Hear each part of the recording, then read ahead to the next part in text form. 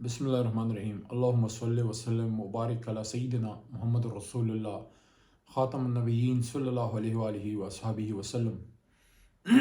پاکستان کافی مشکلات کا شکار ہے۔ سب سے بڑے مسائل تو یہ جو کہتے ہیں نا معیشت سب سے بڑا مسئلہ ہے۔ میں کہتا ہوں معیشت سے بھی ایک بہت بڑا مسئلہ ہے، حالانکہ اس وقت سب سے ایک بہت بڑا جو ایک مسائل کا جن ہے وہ معیشت ہی ہے۔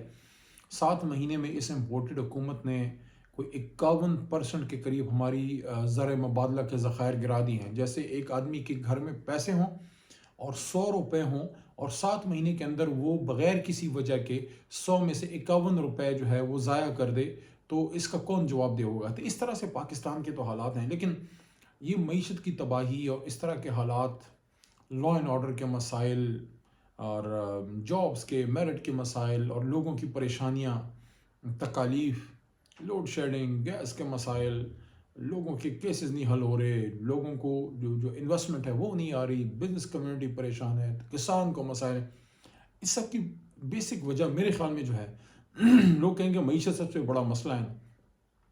میں کہتا ہوں پولیٹیکل سٹیبلٹی اور ایک مضبوط سیاسی حکومت ہی سب سے بڑا مسئلہ ہے۔ یہ سارے اس کے آف شوٹس ہیں۔ اگر درخت تناور ہوگا، درخت تناور ہوگا تو اس کا سایہ بھی گھنا ہوگا اور اس کو پھول بھی اور اس کو پھل بھی بہترین لگیں گے۔ جو معیشت ہے نا وہ درخت نہیں ہے، درخت حکومت ہے۔ درخت جو ریاستی ادارے ہیں، اگر آپ کا ریاستی ادارہ مضبوط ہے اس کے رزلٹس بہترین ہوں گے۔ اگر آپ کی حکومت مضبوط ہے، انویسٹر آئے گا، انویسٹ کرے گا۔ اگر اس کو پتہ ہے کہ کنسسٹنٹ پالیسی ہے، حکومت مضبوط ہے اور اس کی پالیسیز مضبوط ہیں، کرپشن نہیں ہے اور لوگ آپ کے مظلوم کے ساتھ کھڑے ہونے والے لوگ ہیں۔ اگر کوئی انویسٹر باہر سے آتا ہے، تجارت پیشہ تاجر جو ہے، وہ تو کسی بھی فریجائل جگہ پہ، کسی خطرے والی جگہ میں تو 1 روپے نہیں لگائے گا۔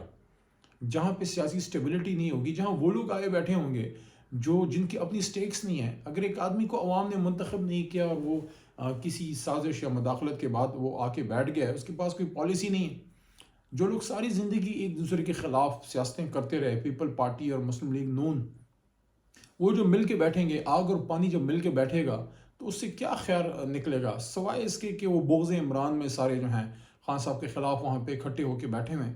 میں سمجھتا ہوں معیشت سے بھی بڑا مسئلہ جو ہے اس وقت اس ملک کا ہے کہ یہاں ایک آزاد الیکشن ہو، ایک شفاف الیکشن ہو، اور اس کے بعد جو بھی حکومت آئے گی اس سے سٹیبلٹی آئے گی، اس سے ڈالر روپے کی ایک پیرٹی آئے گی، کہیں نہ کہیں ڈالر ٹکے گا، کوئی مضبوط جو ہے ایک معیشت کے لیے ایک مضبوط پالیسی سامنے آئے گی، کوئی لوگ آئیں گے جو ذمہ داری لیں گے۔ اس وقت تو 12 مسالے کی چاٹ ہے، کسی کو پتہ ہی نہیں ہے کس کی رسپانسبلٹی ہے، کس نے کس کے پاس جانا ہے۔ کسی ایک دفتر میں کوئی جاتا ہے، اس کو 10 دفتروں کے جو ہے وہ چکر کاٹنے پڑتے ہیں۔ منسٹر کوئی کسی پارٹی کا ہے، اس کا اسٹیٹ منسٹر کسی پارٹی کا ہے، اس کا پارلیمنٹری سیکرٹری کسی اور پارٹی کا ہے، یہ عجیب قسم کا ایک اپوزیشن لیڈر جو ہے ان کا اپنا بندہ بٹھا دیا۔ یعنی کہ اس سے شیم اور اس سے بوگس اور اس سے بنانا قسم کی ڈیموکریسی اور پارلیمنٹ ہم نے نہیں دیکھی تھی کہ اس میں حکومتی بندہ جو ہے، جو کہ عمران خان صاحب کی جماعت سے ایک باغی ہو گیا، لوٹا ہو گیا، جس کو جو بھی آپ نام دے دیں، جس نے پاکستان کی تحریک انصاف کی حکومت گرانے میں بنیادی کردار جن لوگوں نے ادا کیا۔ راجہ ریاض صاحب کون ہیں؟ عمران خان صاحب کے ٹکٹ پہ پاس ہو کے جو ان سب نے یہ ڈول ڈالا سندھ ہاؤس میں، اور وہ پھر حکومتی بندے جو ہیں وہ جا کے اپوزیشن کے اس پہ بیٹھ گئے۔ یہ کیسی ڈیموکریسی ہے جس میں حکومت بھی ایک ہے اور اپوزیشن بھی ان کے ساتھ ملی ہوئی ہے؟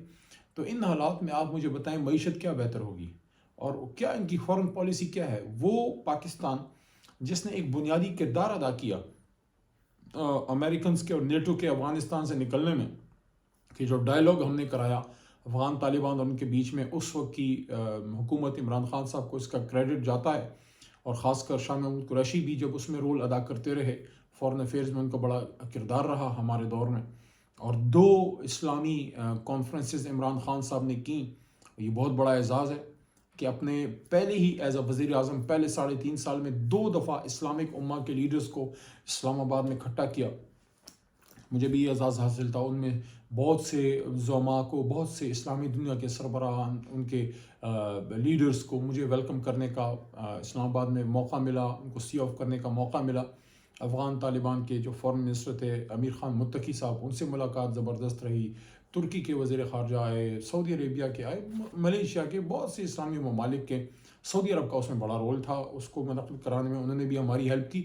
تو افغانستان میں ایک انیبلنگ انوائرمنٹ خان صاحب کے دور میں بن رہی تھی، اور اتنا بڑا ہم نے سٹینڈ لیا افغان قوم کے لیے، افغان حکومت کے لیے، کہ وہاں جو نئی حکومت آئے، جو نئی وہ ان کی جو بھی مسائل ہیں، خاص کر ان کے ہیلتھ اور خوراک کے بڑے مسائل تھے، اس پہ انٹرنیشنل فنڈ قائم کرنا، ان کے لیے کوششیں کرنا، اور ایک امن کے لیے جستجو کرنا. ایک ڈرون نہیں اڑا عمران خان کے دور میں اس زمانے میں، اور اتنی بہترین ایک فضا بن رہی تھی اس سارے ریجن میں کہ افغانستان، پاکستان، ترکی، ایران، اور ساتھ میں جو ہے چائنا، اور پھر سینٹرل ایشین سٹیٹس اور روس کے ساتھ بہترین تعلق بن رہا تھا.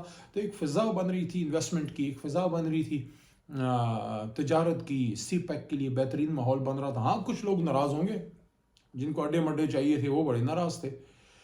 تو اب آپ دیکھ لیں ان لوگوں نے کیا کر دیا ہے کہ کبھی کسی نے سوچا تھا کہ افغانستان میں کابل میں ہمارے ایمبیسی پہ حملہ ہوگا؟ یہ چمن میں جو اس دن ہوا ہے، اور آپ کی فورن منسٹری کی کا رسپانس دیکھ لیں. فورن منسٹر صاحب سیروں پہ تو سیریں کر رہے ہیں بلاول صاحب.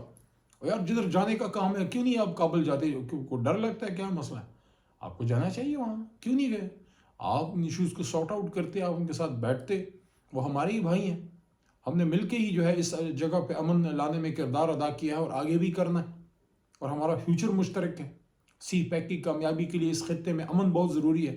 تو نہ آپ سے معیشت سنبھل رہی ہے، نہ آپ سے فورن افیئر سنبھل رہے ہیں، نہ لا اینڈ آرڈر کی آپ کی صورتحال جو ہے. آج دیکھ لیں جس طرح خیبر پختونخوا میں، پنجاب میں، سندھ میں جو حالات، بلوچستان میں جو بن رہے ہیں، جس طرح کے لا اینڈ آرڈر کی ایشوز بن رہے ہیں، لوگوں کے جو ہے گھر محفوظ نہیں رہے، روڈز محفوظ نہیں رہی، اس طرح کی جو ایشوز آ رہے ہیں، یہ ہوتا ہی ایسے ہی ہے. جب کوئی کمزور حکومت ہو تو ان حالات میں تو پھر الیکشن ہی واحد حل ہے.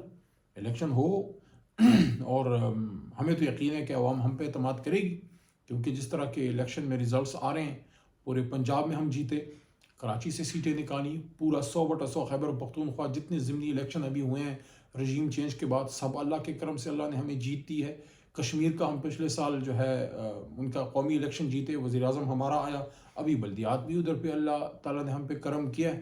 تو ہم تو یقین ہے کہ انشاءاللہ عوام عمران خان کے ساتھ ہے، لیکن جس کے بھی ساتھ ہے، لیکن ایک الیکشن ہو اور یہ بدامنی کی، افراتفری کی، سیاسی چپقلش کی، یہ ایک عجیب قسم کی فضا ہے جہاں سیاستدان ایک دوسرے سے گتھم گتھا ہیں، اسٹیبلشمنٹ پہ بھی چھینٹے پڑ رہے ہیں، وہ بھی اس میں رنگ میں جو ہے ان پہ بھی جو ہے داغ دھبے لگ رہے ہیں. تو ایک الیکشن ہوگا، اس کے بعد اسٹیبلشمنٹ ظاہر ہے اپنے آپ کو دور کر رہی ہے سیاست سے، ان کو ایک اور موقع ملے گا کہ وہ اپنے پروفیشنل چیزوں پہ وہ فوکس کریں، کیونکہ ان کو بڑے چیلنجز ہیں اور ان کو ہمارے ملک کی عوام کی سپورٹ کی ضرورت ہے.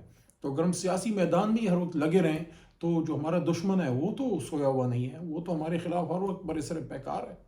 اور ان حالات میں جو عمران خان صاحب نے کہا بھی ہے کہ وہ تو صوبائی اسمبلیاں تحلیل کرنے جا رہے ہیں، تو میرے خیال میں جو آپشن عمران خان صاحب نے جو ایک دی تھی، ایک انیشیٹو لیا تھا، حکومت کو کہا تھا کہ آئیں اور نئے الیکشن پہ آپ ہم گفتگو سٹارٹ کرتے ہیں، اور اگر آپ نہیں کریں گے تو ہمارے پاس پھر آپشن ایک ہی ہے کہ ہم اسمبلیاں تحلیل کریں، قومی اسمبلی سے بھی این بلاک پر جا کے استعفے دیں، اور یہ جو تقریباً 500-550 حلقوں پہ الیکشن ہے، یہ تو پھر تقریباً جنرل الیکشن ہی ہو گیا.